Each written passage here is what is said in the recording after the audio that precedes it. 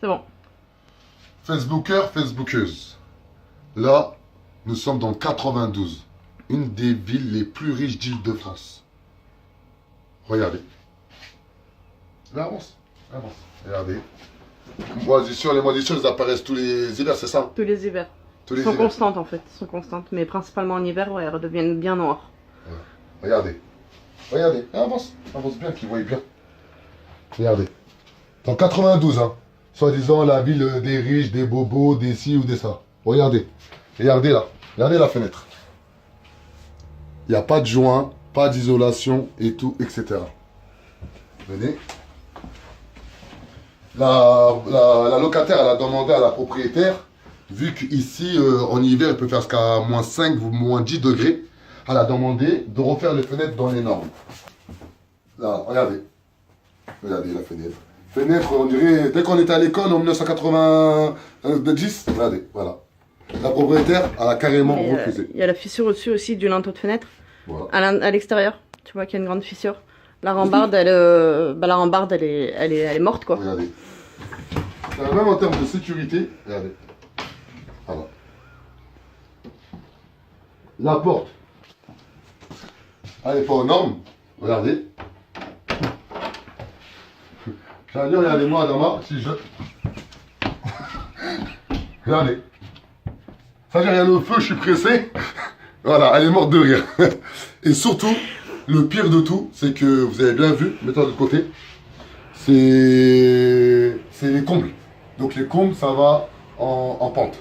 Et en France, lorsque on parle de mètres carrés, de surface habitable, il faut qu'il y ait une hauteur de 2,20 mètres. Et là, lorsque eux sont venus emménager ici en 2009, son mari, il ne connaissait pas, il ne travaillait pas dans l'immobilier, il a eu le logement, il était dans l'urgence, madame elle était à l'hôpital, elle était en train d'accoucher, c'est ça? C'est ça. Voilà, il a fait tout pour trouver un logement décent à madame. Et lorsqu'il est venu ici, c'était propre, c'était nettoyé, il n'y avait pas d'humidité, vu que c'était voilà, c'était les beaux temps et tout, etc. C'est-à-dire, lui, il a vu sur le papier, il avait écrit combien de mètres carrés? Il y a 30 mètres carrés sur le papier. 30 mètres carrés habitables. 30 mètres carrés habitables. Ouais. Et réellement, il y a combien de mètres carrés habitables? Il y en a 13. Voilà. Ça veut dire, madame, depuis 2009, elle paye 30 mètres carrés habitables, alors que ça s'arrête là. C'est-à-dire, elle a que 16 mètres carrés habitables. 13. 13 mètres carrés habitables. Aujourd'hui, on est en France. Je sais pas, la loi, elle existe. Je sais pas, à un moment donné, on est dans un état de droit. Madame, elle a fait, regardez, tout ça, c'est tous les documents qu'elle a fait, comme d'habitude. Hein. C'est pas des personnes qui glandent et qui attendent, ce qu'on entend, les mots. Ouais, mais ils bougent pas, ils font rien du tout. Non, elle a vraiment tout fait pour avoir ses droits. Elle est partie voir carrément le service de l'hygiène de la ville de Asnières, qui sont venus ici en avril 2017 à 2 reprises. Ils étaient eux-mêmes choqués. Ils ont dit à madame qu'elle allait avoir un document. Ça, comment le document? C'est l'arrêté préfectoral d'une interdiction de mise en location du logement. Ils lui ont dit qu'elle allait recevoir ça avant quand, normalement? Depuis le mois de juin. On est à quel mois aujourd'hui? On est au mois de septembre. Voilà. À un moment donné, comment voulez-vous qu'on se sente français? Comment voulez-vous qu'on se sente respecté par la République française? Comment voulez-vous qu'on se dise que dans ce pays, il y a une justice? Lorsqu'on voit que la propriétaire habite dans un manoir et que cette propriétaire profite de la misère humaine.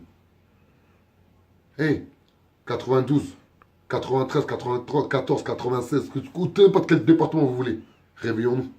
Nous ne pouvons pas rester encore dans ce genre de conditions, à vivre carrément dans des situations où on ne peut même pas donner un bel avenir à nos enfants. Nous ne sommes pas des Facebookers, et je tiens bien à le souligner.